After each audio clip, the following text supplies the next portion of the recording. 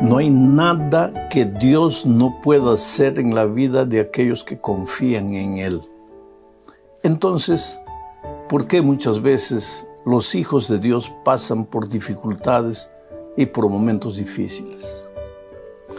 Este es el tema para esta semana. Un abrazo para cada uno de ustedes.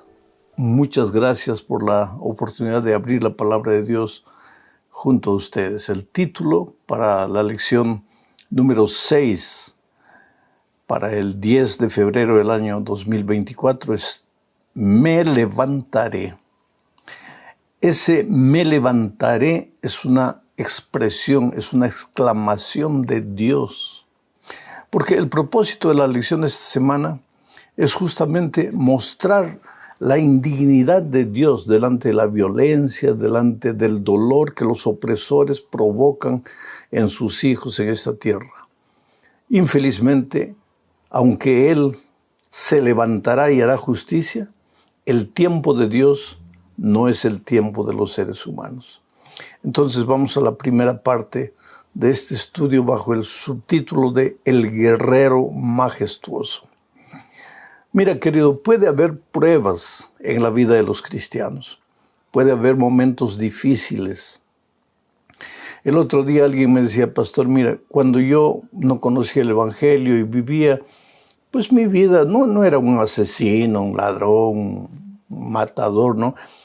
Era un hombre bueno, pero cuando vivía sin el conocimiento de la palabra de Dios, haciendo las cosas llevado prácticamente por mi instinto, lejos de Dios, lejos de la iglesia, nada de malo sucedía en mi vida. Aparentemente todo corría bien.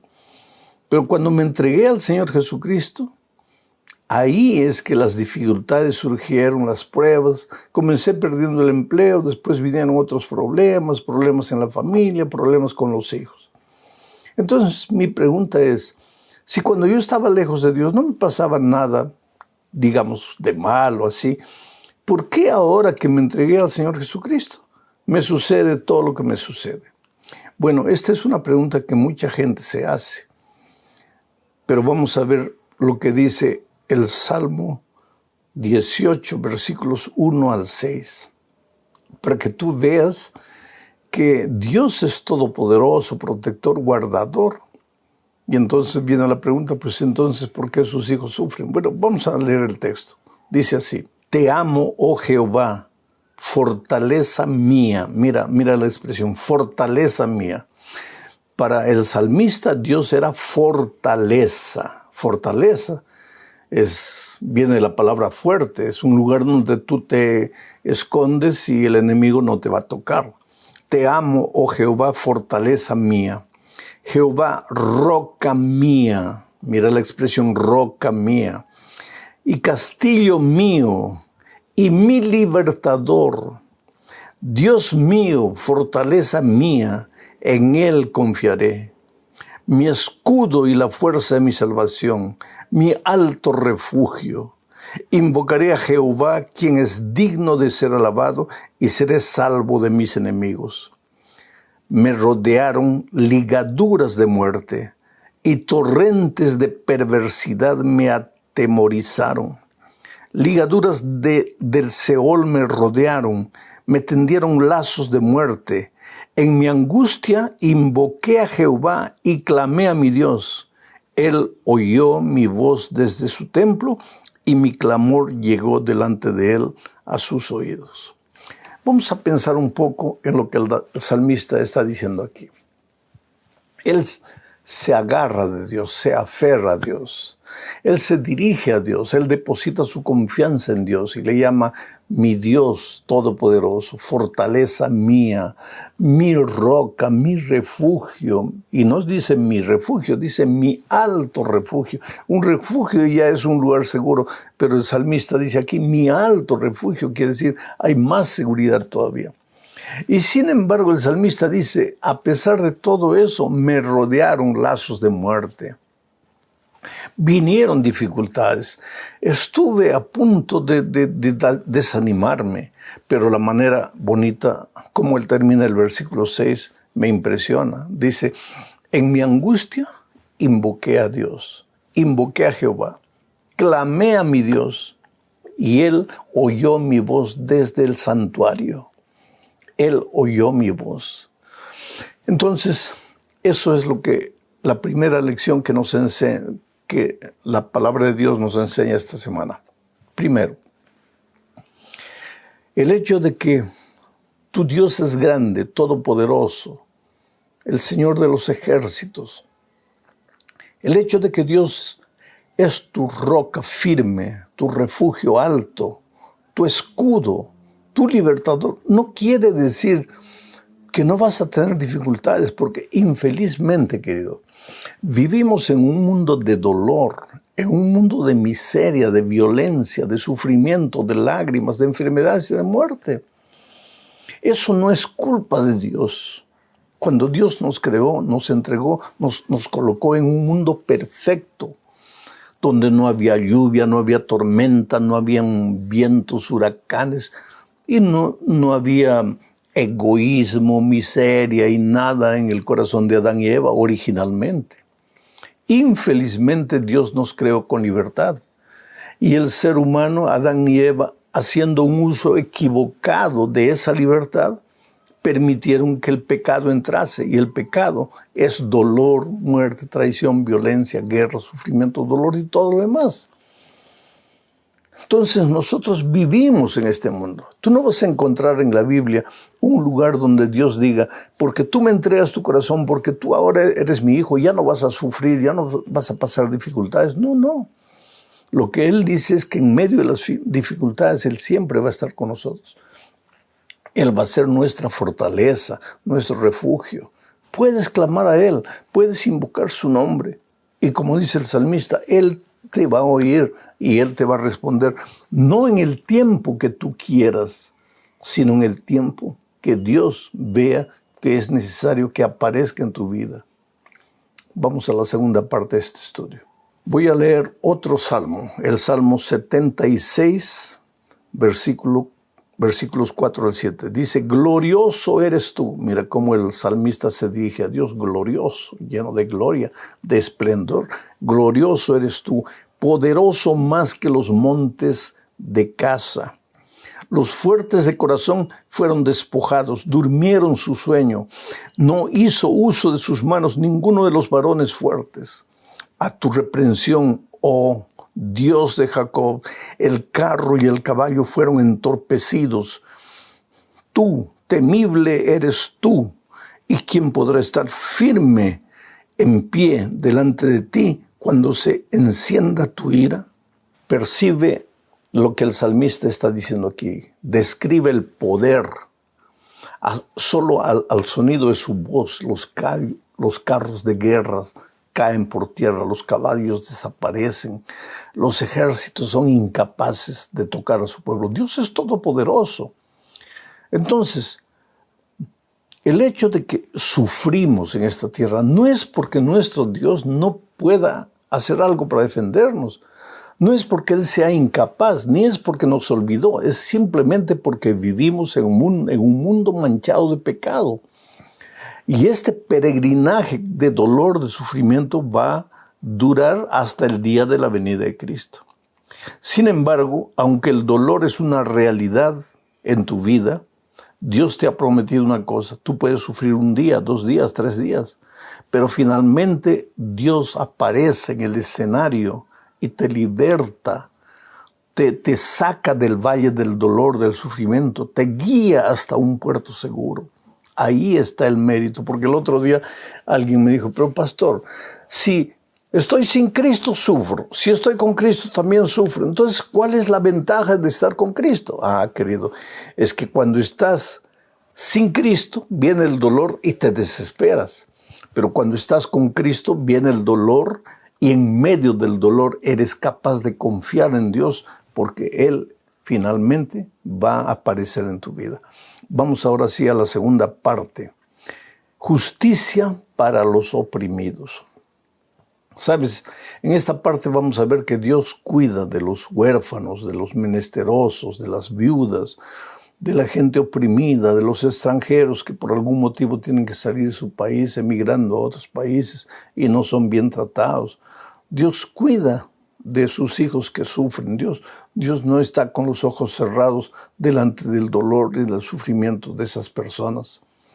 Vamos a leer el Salmo 9, 18. Mira lo que dice.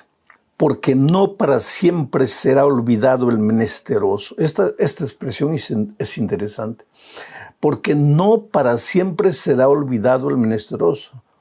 No dice que no será olvidado el menesteroso, porque si dijese no será olvidado el menesteroso, ahí tú tendrías todo el motivo para decir, Señor, no estás cumpliendo tu promesa conmigo.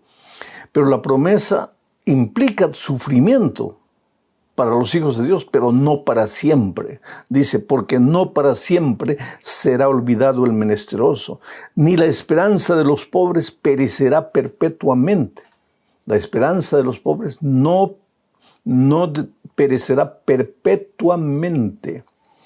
En algún momento el pobre va a pasar por dificultades, pero no perpetuamente si tú confías en el Señor.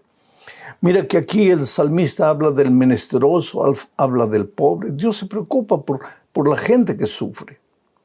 El Salmo capítulo 12, verso 5 dice lo siguiente. Por la opresión de los pobres, por el gemido de los menesterosos, ahora me levantaré, dice Jehová. De esa expresión, me levantaré, es que viene el título de la lección de esta semana. El Señor dice, me levantaré. ¿Por qué? Porque no puedo continuar viendo a mis hijos bajo el yugo de la opresión humana. Yo escucho su gemido, su dolor, su clamor. Querido, si en este momento estás pasando por un momento de dificultad, yo sé que en el momento del dolor todo parece oscuro, todo parece sombrío. Ahí viene el enemigo, habla en el oído, Dios te ha abandonado, tú le has entregado la vida a Jesús para nada, porque mira cómo está, dónde está Jesús en esta hora. Y pensamientos misteriosos y horribles aparecen en la mente y crees que la palabra de Dios es mentira, que estas cosas no funcionan. Pero en esa hora, acuérdate, querido, que Dios siempre oye, pero el tiempo de Dios no es el tiempo tuyo. Cuando Dios vea exactamente que llegó el momento de liberarte, Dios te va a liberar. Pero ¿por qué no viene ahora? Tal vez porque necesitas. Dios permitió que el dolor llegara a tu vida porque necesitas desarrollar algún aspecto de tu carácter, porque si no desarrollas ese aspecto de tu carácter, tal vez te vas a perder. Y Dios te ama, Dios te quiere ver salvo y por eso permite que el dolor, como un esmeril, llegue a tu vida para purificarte, para prepararte para el reino de los cielos. Vamos a la tercera parte. ¿Hasta cuándo juzgarán injustamente? Ahora, esta es una advertencia para las autoridades, para los jueces, para los fiscales, para los presidentes, para los senadores, diputados, para todo aquel que tiene poder político, porque toda nación, todo pueblo tiene sus líderes. Esta es una advertencia solemne de Dios para ellos. Esta no es la advertencia de un partido político contra otro partido político. Esta es la advertencia de Dios para la gente que tiene poder, que ha sido colocada en el poder para garantizar la paz y la justicia entre los habitantes de una nación, pero esa gente, a pesar de que Dios les ha confiado el poder, no saben administrar ese poder. Leamos Salmos 82, 2 al 4. Dice así. ¿Hasta cuándo juzgaréis injustamente? Esa gente juzga, pero juzga injustamente. Juzga llevado por no por la justicia, sino por sus preconceptos o sus preferencias o su egoísmo humano. ¿Hasta cuándo juzgaréis injustamente y aceptaréis las personas de los impíos? Defended al débil y al huérfano. Haced justicia al afligido y al menesteroso. Librad al afligido y al necesitado. Libradlo de las manos de los impíos. Esta es una advertencia terrible a quien tiene algún tipo de autoridad, de poder en sus manos. Ahora, no mire solamente a los líderes de la nación. En la casa, ¿quién tiene poder? El papá, la mamá. Entonces, ¿cómo administran? ¿Administran justicia entre los hijos? ¿O hacen a uno favorito y al otro no? Cuidado. Administrar justicia. En la iglesia se administra justicia. En el barrio, en el vecindario. No es solamente las autoridades políticas. Todo aquel que tiene un área de ejercicio de su influencia, de su liderazgo, recibe la advertencia divina. Vamos a la cuarta parte. Dice, derrama sobre ellos tu ira. Ahora, esto es interesante. El salmista David llega a un momento en que él no soporta el sufrimiento de los pobres, de la gente débil, porque en la estructura humana en que vivimos, generalmente el pobre es el que sufre más. Entonces David no acepta y David reclama con Dios. Mira lo que dice en el Salmo 58, 6 al 8. Dice así: oh Dios, quiebra sus dientes en sus bocas. ¿De quién está hablando? De los enemigos que hacen sufrir a los hijos de Dios. Oh Dios, quiebra sus dientes en sus bocas. Quiebra, oh Jehová, las muelas de los leoncillos. El salmista le llama leoncillos a los opresores que hacen sufrir a la gente más débil. Sean disipados como aguas que corren. Cuando disparen sus saetas, sean hechas pedazos esas saetas. Pasen ellos como el caracol que se deslíe, como el que nace muerto, no vean el sol. Que los malos, que aquellos hombres injustos, mujeres injustas, que aquellos que abusan del poder, dice, pasen como el caracol que se deslíe.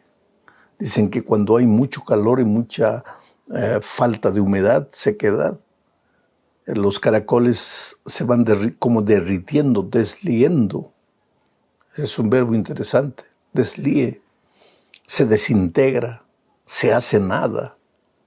Y entonces aquí David dice, oh Señor,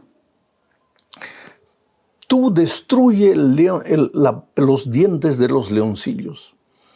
Haz que ellos pasen como el caracol que se desintegra.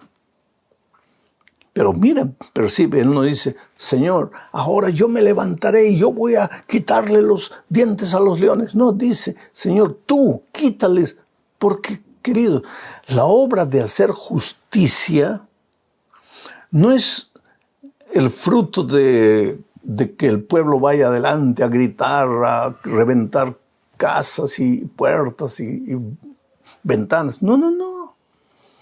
La obra de hacer justicia es divina, pero te puede usar a ti como un instrumento poderoso, no para hacer más injusticia, no para sembrar más violencia, sino para con tu vida, con tus actitudes y con tus palabras, ser un hombre que por donde vaya siembre la paz y siembre la justicia. Porque sin justicia no hay paz, sin paz no hay justicia.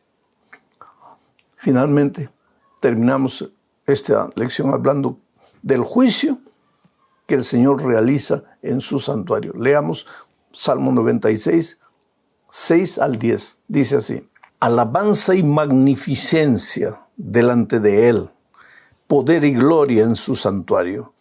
Tributad a Jehová, oh familias de los pueblos, dad a Jehová la gloria y el poder.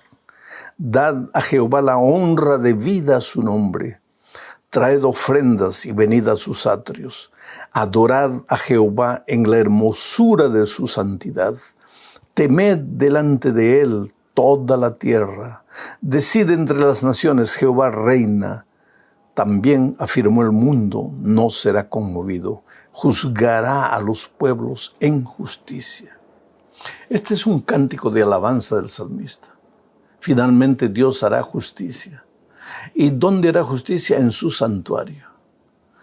Oh querido, en este momento, nada de lo que los seres humanos hagamos en esta tierra está dejando de ser registrado en el santuario. Es allá que Dios determinará finalmente quiénes cultivaron la paz, promovieron la paz y la justicia, y quiénes fueron injustos. Porque vuelvo a repetir, la justicia, aunque mayormente viene del que está arriba, para el que está abajo.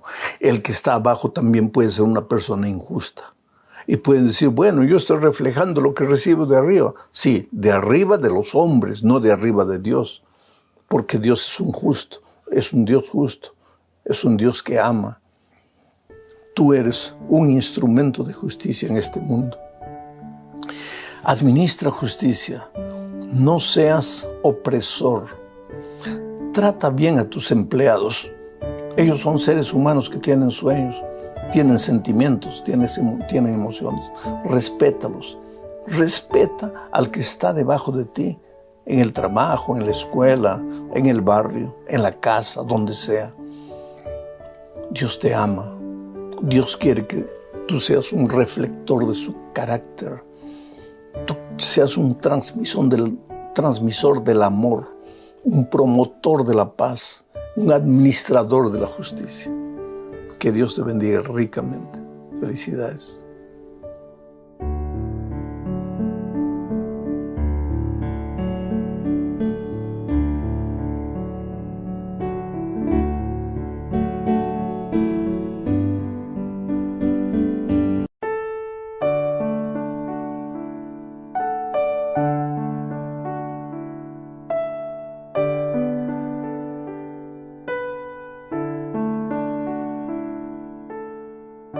Hola, mi querido amigo, qué alegría, estamos juntos nuevamente. Vamos a estudiar la lección número 6 para el 8 de febrero del año 2025. El título de la lección es El amor de Dios por la justicia. Y el propósito de la lección de esta semana es mostrarnos que Dios es amor y justicia al mismo tiempo. Dios no es más amor que justicia, ni más justicia que amor. Intentar dividir la justicia del amor de Dios es intentar dividir su propia naturaleza, y eso sería una aberración teológica. Ahora te digo, ¿por qué estamos estudiando estas lecciones del amor de Dios y la justicia de Dios durante este primer trimestre? Simplemente porque de alguna manera, últimamente, está entrando en las filas de la iglesia la idea de que como Dios es amor, nadie se va a perder, porque Dios es amor. Entonces, implícitamente viene la idea de que, bueno, ya que Dios me ama y Dios es incapaz de destruir a cualquiera, yo puedo seguir viviendo como quiera, que al final me voy a salvar porque Dios es amor. Entonces, todas estas lecciones del trimestre nos están mostrando que a Dios no se lo puede dividir. Es verdad que algunos se van al extremo que Dios es amor y punto. Y otros se van al otro extremo. Dios es justicia y punto. Pero la lección de esta semana trata de mostrarnos que Dios es amor y justicia al mismo tiempo. Y que la justicia de Dios no está reñida contra el amor, ni que el amor está separado de la justicia. Entonces vamos a la primera parte, hablando justamente del amor y la justicia, y vamos a leer Salmo 89, 14. Dice así: Justicia y juicio son el cimiento de tu trono. ¿Qué cosa es el cimiento? La columna. Misericordia y verdad van delante de tu rostro. Un edificio está hecho del fundamento, la columna. Pero eso no es edificio. El edificio también tiene una fachada, tiene ventanas, tiene puertas. ¿Qué es lo que el salmista está diciendo aquí? Que el fundamento de Dios, de su existencia, es la justicia, pero que la misericordia va delante de él. El amor se confunde en Dios con la justicia. Para el salmista no existe Dios por un lado y amor por otro lado, sino que su amor es su justicia y su justicia es su amor. son inseparables. Y ahora veamos lo que Jeremías 9:24 dice. Mas alábese en esto el que se hubiere de alabar. En entenderme, Dios le está hablando aquí a su pueblo a través de Jeremías. Mas alábese en esto el que se hubiere de alabar. En entenderme y conocerme, que yo soy Jehová, que hago misericordia, juicio y justicia en la tierra. Porque estas cosas quiero, dice Jehová. El mismo Dios que derrama su amor y su misericordia sobre la humanidad, derrama su justicia y derrama su juicio. ¿Por qué juicio y justicia? Porque la justicia tiene principios. El amor tiene principios. Y cuando esos principios son torcidos por la criatura humana, un día van a tener que enfrentar el rendimiento de cuentas, o sea, el juicio. Amor, justicia y juicio no se pueden dividir.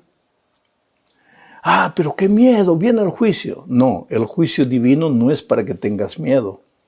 Al contrario, el juicio divino es para que tus enemigos y los enemigos de Dios piensen en lo que están haciendo, porque un día van a tener que rendir cuentas a Dios.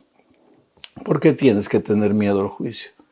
Vamos a decir que tú tenías una casa y viene un valentón y a golpes te arrebata la casa, se queda con la casa y te deja en la calle. Y tú vas a la justicia humana y comienza un proceso judicial, un juicio, para que el juez determine quién es el verdadero dueño de la casa. Y tú tienes los documentos, los títulos y todo. ¿Quién debería tener miedo al juicio? ¿Tú que eres la víctima inocente? ¿Tú que eres el verdadero dueño? ¿O el valentón que entró y te sacó a golpes de tu casa? ¿Quién debería tener miedo al juicio? Entonces, querido, si tú amas al Señor Jesucristo, si tú sientes que Jesús te ama, no tienes que tener miedo de Él. Inclusive porque en este ejemplo que estoy haciendo, el amor de Dios se va a revelar en la justicia que el juez va a determinar para ti. Pero para que el juez determine la justicia tiene que haber un juicio. Por eso justicia, amor, misericordia, juicio son una sola cosa. Vamos a la segunda parte. Dios es totalmente bondadoso y totalmente justo. Y ahora esto que estoy diciendo no es solo teoría, es una experiencia viva. Quiere decir, no puede ser solo teoría en tu mente, una cosa bonita de predicar. Esto tiene que ser una realidad, una experiencia viva en tu día a día, en tu vida cotidiana. Leamos Deuteronomio 32:4. Dice, Él es la roca. ¿Quién Él? Dios. Dios es la roca, cuya obra es perfecta. La obra de Dios es perfecta. Por eso, Él es la roca. El salmista está usando una ilustración humana. Porque si tú plantas un árbol y vienes 1000 años después, de repente ese árbol ya ni existe. Pero si tú tienes una roca y vienes 1000 años después, la roca está en el mismo lugar. Entonces el salmista usa la ilustración de la roca para expresar la eternidad de Dios. Él no cambia. Él es la roca cuya obra es perfecta, porque todos sus caminos son rectitud. Dios de verdad, sin ninguna iniquidad en Él, es justo y recto. Pero ese Dios, que es una roca, que es perfecto, que es un Dios de verdad, que no hay iniquidad en Él, ese Dios es al mismo tiempo un Dios de amor, un Dios de misericordia. Juan dice que Dios es amor. Quiere decir, su justicia, su reprobación a la iniquidad no está reñida con su amor. No creas que porque Dios no aprueba lo que haces, Él no te ama. Él te ama, siempre te va a amar, pero no siempre va a aprobar tus actitudes cuando te sales de los caminos de Dios y haces lo que tu corazón humano quiere y caminas en caminos de perdición. Leamos Salmo 92, 12 al 15. Dice, el justo, ¿quién es el justo? El que camina con Dios, el que no sale del territorio divino. El justo florecerá como la palmera, florecerá. Crecerá como cedro en el Líbano, plantados en la casa de Jehová. En los atrios de nuestro Dios florecerán, aún en la vejez fructificarán. Estarán vigorosos y verdes para anunciar que Jehová, mi fortaleza, es recto y que en él no hay injusticia. El justo florecerá. No quieres que tu vida florezca, porque si tu vida florece es que va a haber fruto, porque el fruto viene de la flor. No quieres una vida fructífera, pues Dios quiere que produzcas mucho fruto. Pero para eso tienes que estar en el Señor y tienes que estar en sus atrios. Entonces tu vida va a ser una vida de mucho fruto. Aún en el desierto, en la inclemencia, en la intemperie, vas a ser como una palmera invencible. Los vientos pueden soplar, pero la palmera se puede balanzar para un lado, pero nunca se rompe, nunca se quiebra. La palmera está firme, aún en medio del desierto, en medio de las circunstancias adversas. ¿Por qué? Porque sus raíces van al fondo a beber el agua de la vida que es Dios. Ese es el justo. Y aun cuando llegues a la vejez, dice el texto, tu vida será una vida fructífera. No será una vida de lamentaciones, de tristeza, de angustia, sino una vida de productividad, porque estás en Jesús. ¿Y para qué todo eso? El versículo 15 explica, vuelvo a leer, para anunciar que Jehová, mi fortaleza, es recto y que en él no hay injusticia. En Dios no hay injusticia, querido. Ese Dios amor maravilloso, ese Dios que yo siempre te digo, tú eres la cosa más linda que el Señor tiene en esta vida. Ese Dios es el Dios justo, misericordioso, que te ama. Y justamente porque te ama, quiere que andes en sus caminos para que disfrutes de la vida, así como la palmera, para que seas pleno en todos los sentidos de tu vida. Vamos a la tercera parte de este estudio bajo el subtítulo de El carácter inmutable de Dios. Aquí veremos que Dios no cambia. Él es siempre el mismo, hoy, ayer, por los siglos. ¿Por qué? Hay mucha gente, por ejemplo, que piensa que el Dios del Antiguo Testamento era un Dios malo, justiciero, un Dios que castigaba, un Dios que mandó el diluvio, destruyó Sodoma y Gomorra. Y que el Dios del Nuevo Testamento es un Dios bueno, un Dios que muere en la cruz para salvar al hombre. Y eso es injusto con Dios. Separar al Dios del Antiguo Testamento con el Dios del Nuevo Testamento, eso no es justo, ni es coherente, porque Dios es uno solo. Mira lo que dice Malaquías 3, 6 y 7. Porque yo, Jehová, no cambio. Por esto, hijos de Jacob, no habéis sido consumidos. Desde los días de vuestros padres os habéis apartado en mis leyes y no las guardasteis.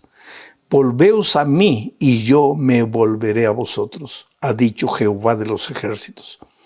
Mas dijisteis, ¿en qué hemos de volvernos? Interesante. Dios dice en los días de Malaquías a su pueblo a través del profeta: yo soy Jehová y no cambio. Desde los días de vuestros padres, ustedes andaron en sus caminos, fueron rebeldes, hicieron lo que quisieron. Yo los destruí, no. Yo tuve paciencia con ustedes. Yo los esperé. Es verdad que hubo momentos en la historia en que la ira de Dios contra el pecado se manifestó, como en el diluvio, como en la destrucción de Sodoma y Gomorra. ¿Pero en el diluvio murieron todos? No. Se salvó Noé, sus nueras, sus hijos. ¿Por qué? ¿Por qué no se salvaron los otros? Porque los otros se agarraron con uñas y dientes del pecado. Y cuando la destrucción vino sobre el pecado, y los pecadores que no quisieron soltar el pecado murieron. Lo mismo sucedió con Sodoma y Gomorra. Dios no cambia.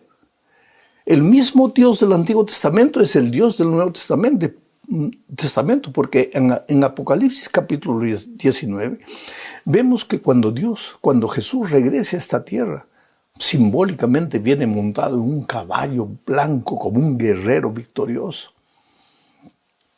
Y la gente tiembla. ¿Pero quién tiembla? ¿Los redimidos? ¿Los que lo siguieron en esta tierra? ¿Los que aceptaron su amor? No. Tiemblan sus enemigos. Porque dice que las ropas, los vestidos de Cristo serán manchados de rojo. ¿Y ese rojo simboliza qué? ¿La sangre de Cristo que derramó en la cruz? No, es la sangre de los rebeldes.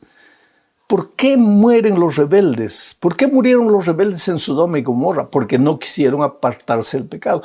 ¿Y por qué morirán los rebeldes por ocasión de la venida de Cristo? Porque no quisieron soltar el pecado.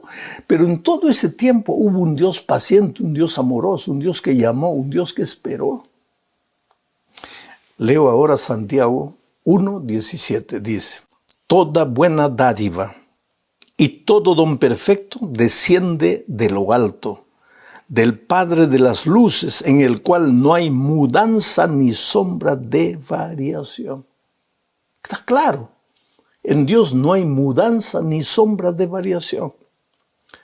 Y para completar, Hebreos 13:8 dice: Jesucristo es el mismo ayer, hoy y por los siglos.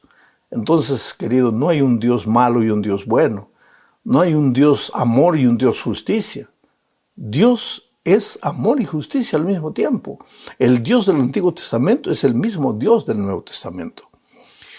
Ahora hablemos de un Dios arrepentido. ¿Sabes que la Biblia menciona 40 veces que Dios se arrepiente? Hay 40 pasajes en la Biblia que mencionan el hecho de que Dios se arrepiente. Por ejemplo, en Éxodo 32:14 dice: entonces Jehová se arrepintió del mal que dijo que había de hacer a su pueblo. Esto sucedió después de los rebeldes del becerro de oro en el desierto. Dios los iba a destruir. Pero el texto dice: entonces Jehová se arrepintió del mal que dijo que había de hacer a su pueblo. Ahí se usa la palabra arrepentirse. Pero leo ahora Números 13:19 y dice: Dios no es hombre para que mienta, ni hijo de hombre para que se arrepienta. Él dijo y lo hará, habló y lo ejecutará. Mira, en el primer texto que leí dice que Dios se arrepintió de hacerle mal a su pueblo. En el segundo texto dice que Dios no es hombre para que mienta, ni hijo de hombre para que se arrepienta.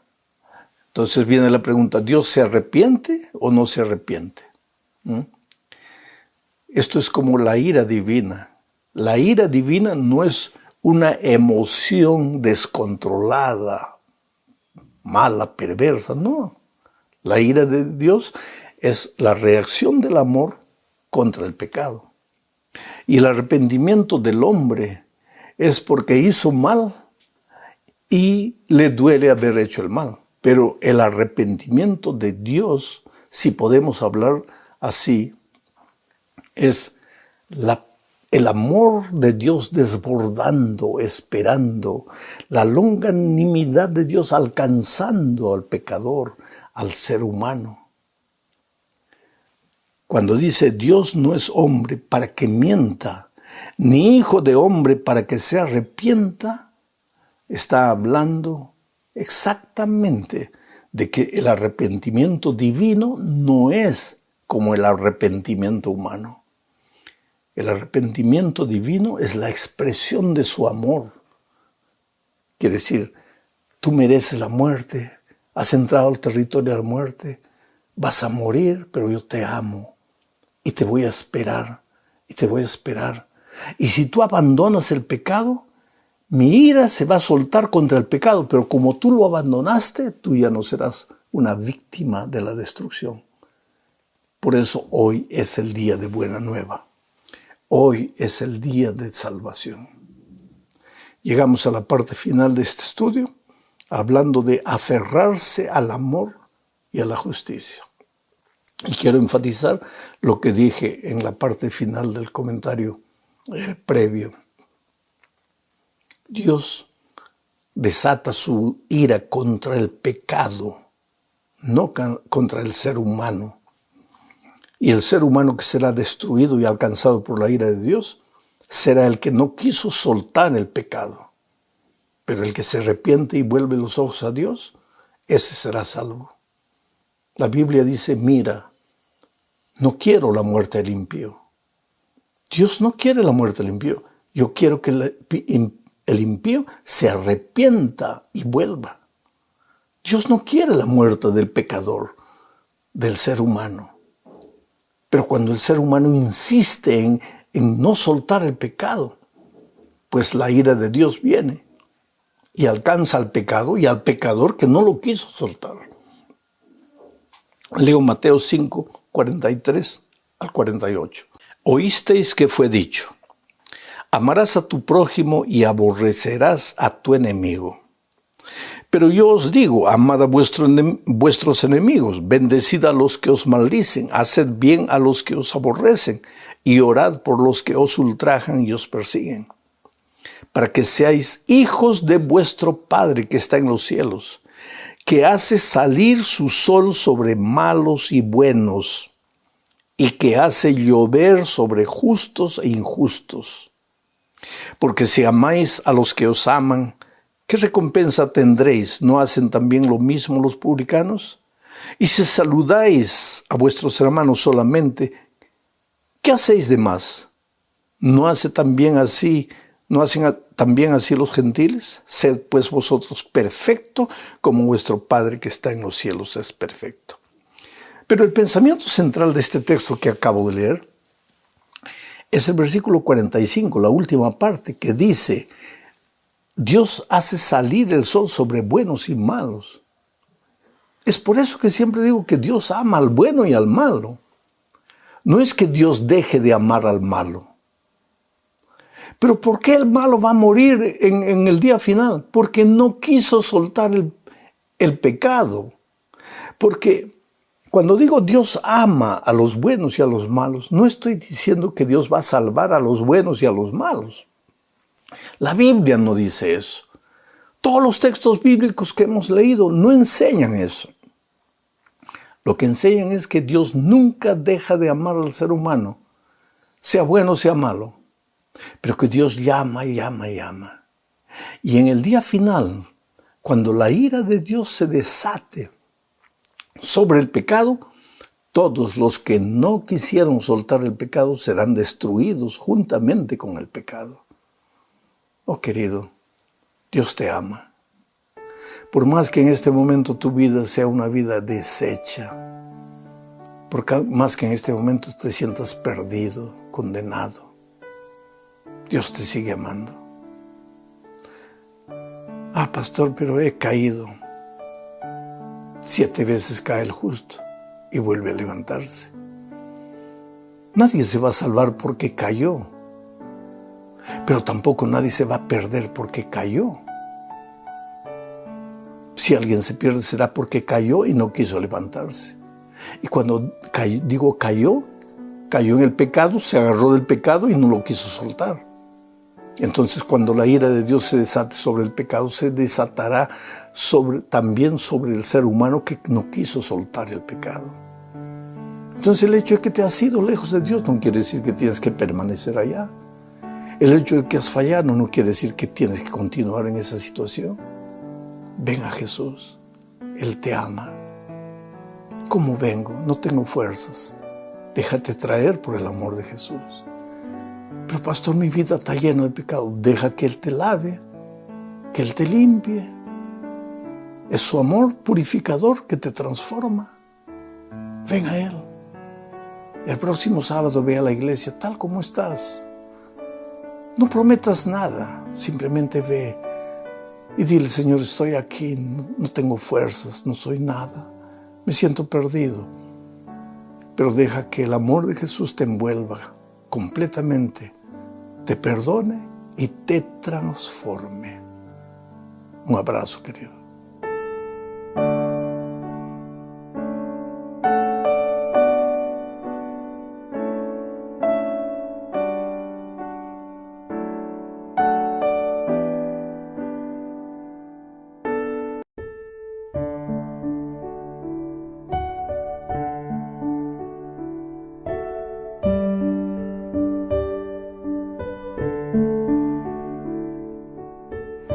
Hola, mi amigo querido, ¿cómo anda la vida? Hay momentos buenos y hay momentos malos, pero la vida continúa. Y cuando tú tienes a Cristo, tienes la vida, la plenitud de la vida. Y aunque el día parezca ceniciento, tú tienes la capacidad de ver más allá de las nubes oscuras que te pueden estar rodeando. Vamos al estudio de la lección número 7 para el 15 de noviembre del año 2024. Título de la lección: Bienaventurados los que creen.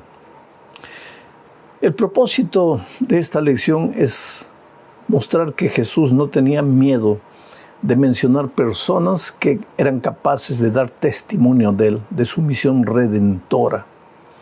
E inclusive mencionó gente que había muerto, como es el caso de Abraham, por ejemplo. Porque en el libro de Génesis, en el libro de Juan, capítulo 8, versículo 57, Jesús menciona a Abraham de la siguiente manera: Abraham, el padre de ustedes, se gozó en que vería mi día, y lo vio y se gozó. Esto naturalmente desesperó a los líderes judíos. ¿Cómo es que Abraham, que ya murió hace tiempo, puede haber visto el día del Señor Jesucristo? No, algo está mal. Este es un blasfemo, este está loco. Y mira, esto nos lleva a la primera parte del estudio, porque aquí nos remontamos a Abraham. Aquí vamos a ver la reacción de los judíos cuando Jesús dijo que Abraham había creído en él. Leo Juan 8, 53 al 59. Es un poco largo, pero voy a leer el texto. ¿Eres tú acaso mayor que nuestro padre Abraham, el cual murió? Y los profetas murieron. ¿Quién te haces a ti mismo? Respondió Jesús: si yo me glorifico a mí mismo, mi gloria nada es. Mi Padre es el que me glorifica, el que vosotros decís que es vuestro Padre. Pero vosotros no le conocéis, mas yo le conozco.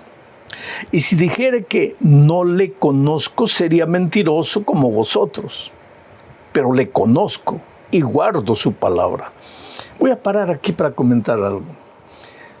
El Señor Jesús acusó a los líderes judíos, estudiosos de la Biblia. La Biblia de aquel tiempo era el Torá, o el Antiguo Testamento. Pero el Señor Jesucristo no tuvo problemas en decirles: ustedes conocen la Biblia, ustedes conocen las Escrituras, pero en realidad no saben nada. Si ustedes conociesen realmente lo que dice las Escrituras, no quedarían asustados porque dije que Abraham creyó en mí. Y ustedes se preguntan: ¿cómo puede haber creído a ti si Abraham ya murió hace mucho tiempo, cuando tú no existías? Y él dice: es que yo no soy yo, apenas un ser humano, el que ustedes están viendo. En otra ocasión dijo: mi padre y yo somos uno. Yo estoy aquí, soy el Dios hecho carne. Eso es lo que les estaba diciendo. Pero ustedes no conocen. Yo sí conozco a mi Padre. Ahí está el asunto. Los líderes judíos conocían a Dios en la teoría, pero no lo conocían en la experiencia. Hoy día también los seres humanos corremos el riesgo de conocerlo en la teoría, pero no conocerlo en la experiencia. ¿Cómo se le conoce en la teoría? Cuando estudias teología, haces una maestría, un doctorado, o todos los días colocas la cabeza en la Biblia para estudiar datas, fechas, nombres, profecías, comas, puntos, vírgulas, y lees los comentarios y pues conoces, tienes un conocimiento teórico extraordinario, pero no vives con el Señor Jesucristo. No convives con Él, no caminas con Él como caminó Enoc, como caminó Noé, como caminó Abraham. No tienes una experiencia de vida con Cristo, apenas un conocimiento teórico. Entonces no lo conoces. Pero el Señor Jesucristo sí lo conocía. Él dijo: yo sí lo conozco. Y la prueba de que lo conozco es que guardo su palabra. Una evidencia de que conoces al Señor Jesucristo es que guardas su palabra. porque si no guardas su palabra, ¿de qué manera tú lo conoces? Sigo leyendo ahora a partir del versículo 56. Abraham, vuestro padre, se gozó de que había de ver mi día, y lo vio, y se gozó. Entonces le dijeron los judíos, ¿aún no tienes 50 años y has visto a Abraham? Jesús les dijo, de cierto os digo, antes que Abraham fuese, yo soy. No dijo yo era. Antes que Abraham fuese, yo era. No, yo soy. Porque Jesús es eterno. Aquí nuevamente le estaba mostrándole su divinidad. Yo soy eterno, yo soy el Dios hecho carne. El versículo 59 dice, tomaron entonces piedras para arrojárselas. Pero Jesús se escondió y salió del templo y atravesando por en medio de ellos, se fue. Ahora, ¿por qué Jesús afirmaba que Abraham había creído en él? ¿Sabes que Pablo responde esa pregunta en Gálatas 3, 8 y 9? Mira lo que Pablo escribió. Y la Escritura, previendo que Dios había de justificar por la fe a los gentiles, dio de antemano la buena nueva a Abraham, diciendo, en ti serán benditas todas las naciones. De modo que los de la fe son bendecidos en el creyente Abraham. Cuando el Señor Jesucristo le dijo a Abraham que le iba a dar a un hijo, Isaac, y le dijo, en ti serán bendecidas todas las naciones, esa era una profecía que apuntaba al resto de la historia del mundo. Cuando el Señor Jesucristo viniese al mundo y vendría de la simiente de Abraham, cuando el Señor Jesús viniese al mundo, en el Señor Jesucristo, toda la humanidad sería bendita. ¿De qué manera? Pues todos somos salvos en Cristo. Si Cristo no hubiera venido, todos estaríamos perdidos, pero ahora todos somos benditos porque todos podemos encontrar la salvación en el Señor Jesucristo. Oh querido, esta primera parte nos desafía a buscar al Padre y tener una experiencia de vida con Él, una experiencia de comunión diaria con Él.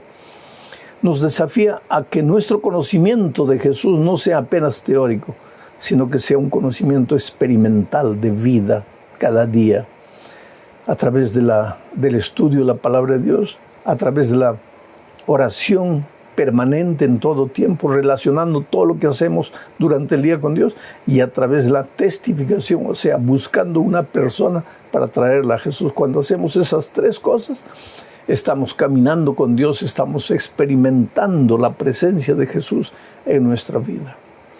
Vamos ahora a la segunda parte, el testimonio de María. ¿De qué María?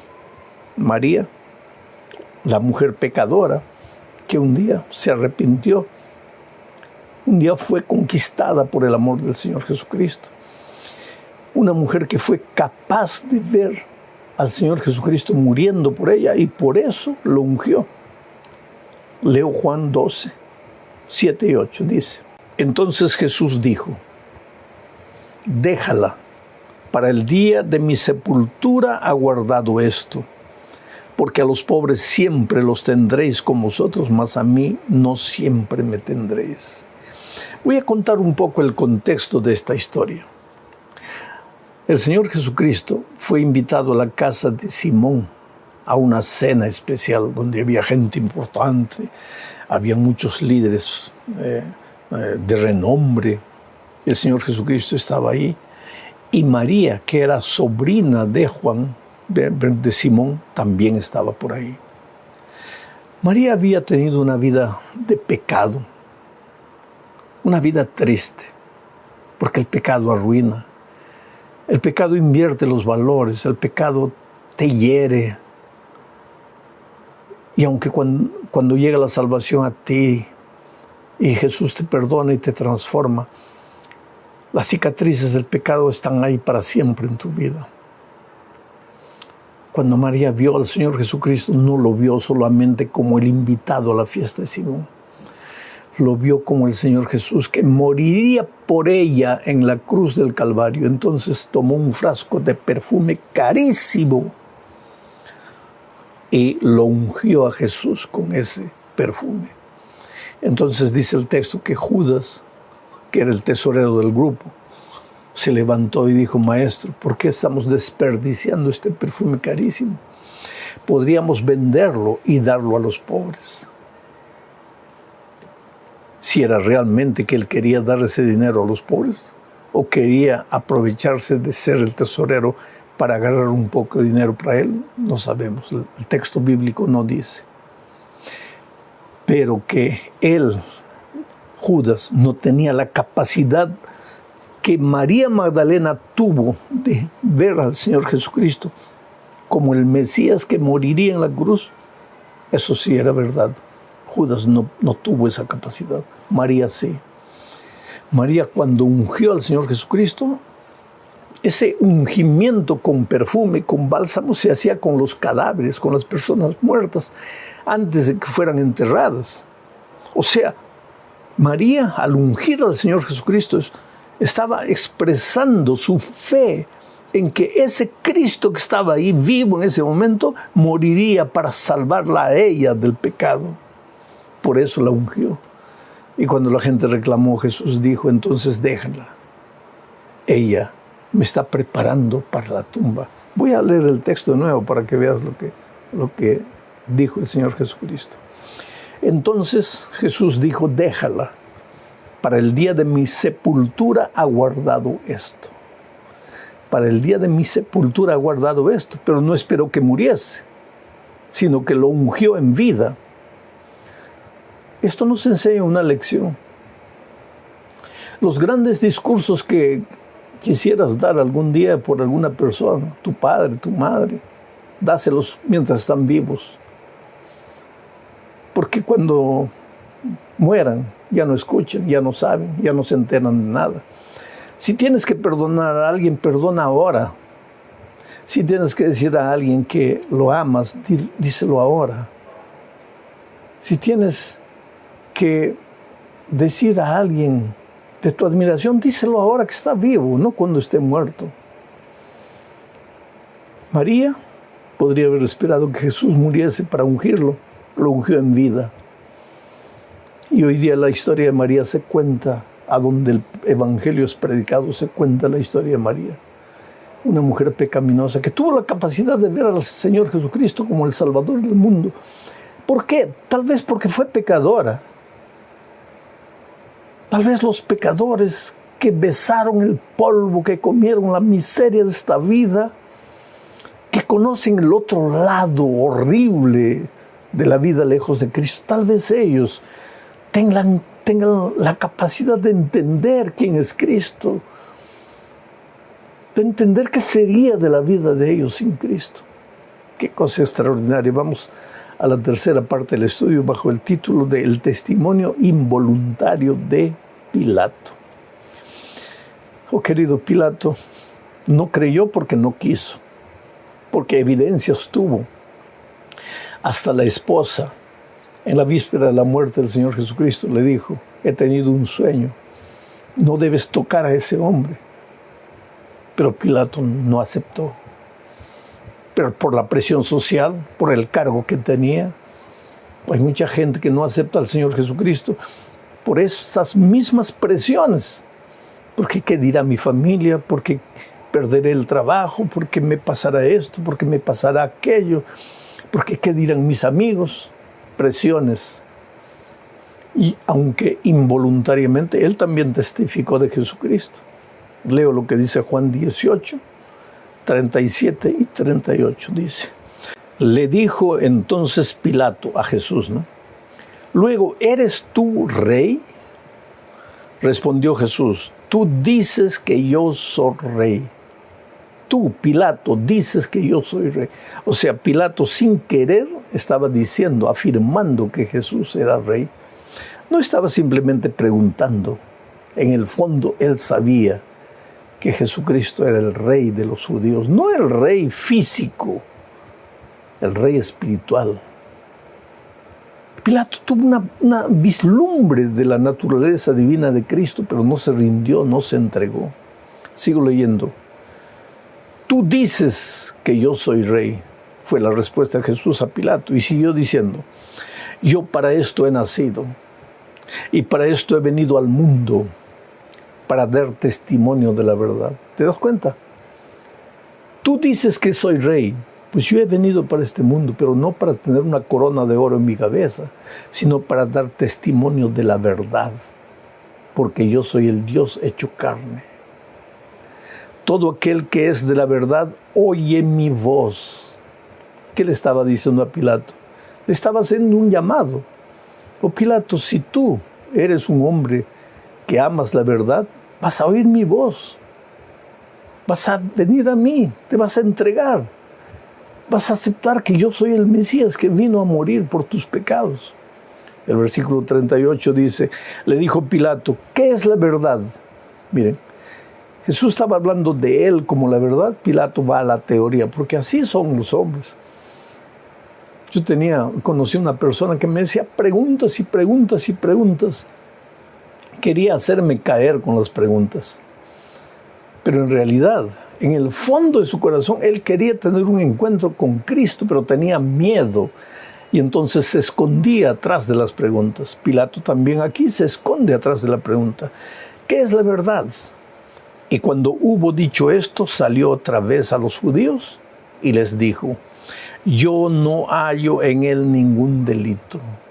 ¿Por qué? En el fondo, porque yo sé que él es el rey. Porque yo sé que él es la verdad. Yo no encuentro delito en él. Y a pesar de todo, Pilato no se entregó. Yo te pregunto a ti, ¿qué estás esperando para entregarte al Señor Jesucristo? Tú puedes decir, yo miro sus programas porque me gusta escucharlo. No te gusta escucharme. Tú estás buscando al Señor Jesucristo. Y el Señor Jesucristo está tocando la puerta de tu corazón hace mucho tiempo. ¿Qué esperas para bautizarte? ¿Qué esperas para unirte a la iglesia y servir a Dios? ¿Ya pensaste que tú podrías ser un tremendo predicador del Evangelio? Pero no puedes serlo, porque primero tienes que entregarte al Señor Jesucristo. Vamos a la cuarta parte de este estudio. El testimonio de Tomás. Y aquí vemos que Dios ama a los incrédulos. Leo Juan 20, 27 al 29. Dice así. Luego dijo Jesús a Tomás, pon aquí tu dedo y mira mis manos, y acerca tu mano y métela en mi costado, y no seas incrédulo, sino creyente. Entonces Tomás respondió y le dijo, Señor mío y Dios mío. Jesús le dijo, porque me has visto, Tomás, ¿creíste? Bienaventurados los que no vieron y creyeron. Es que hay gente así, dura de cerviz, llena de dudas y preconceptos. Tomás era uno de ellos, pero era sincero. Y Jesús, por amor a Tomás, se presentó y le dijo, ven Tomás, dijiste que no creerías que yo había resucitado si no colocases tu mano en mi herida, pues ven aquí, toca mi herida. Y cuando Tomás tocó la herida del Señor Jesucristo, cayó y dijo, Señor, Dios mío, Señor mío. Entendió que Jesucristo no era cualquier hombre, ni que era un Mesías libertador del poder romano, sino que era el Mesías libertador del pecado. Y lo aceptó como su Señor y su Salvador. Yo encontré en Miami un día un hombre ateo, duro, hombre de bastante dinero que no creía en Dios, no creía en nada, se burlaba de todo. Miraba a los creyentes como si fuesen animalitos que no tenían la capacidad de raciocinar. Él, el hombre culto, el filósofo. Pero un día estaba tan triste porque estaba viviendo un drama familiar terrible y salió a la calle para enfriar la cabeza y no sabía qué decisión tomar. Y en el fondo su corazón le decía, solo Dios te puede ayudar, pero él no creía en Dios. Entonces se paró en una esquina de la calle, no había nadie. Levantó a los ojos al cielo y dijo: Señor, yo te necesito en mi vida, pero yo no creo en ti. Si tú existes, ven y háblame, porque de otra manera no creo en ti. Y en ese momento escuchó una voz atrás de él que le dijo: ¿me llamas? Y cuando se volteó vio a un hombre que lo miraba con una mirada dulce, penetrante. Y este hombre ateo cerró los ojos. Y cuando los volvió a abrir, el hombre no estaba. Y no había nadie en la calle.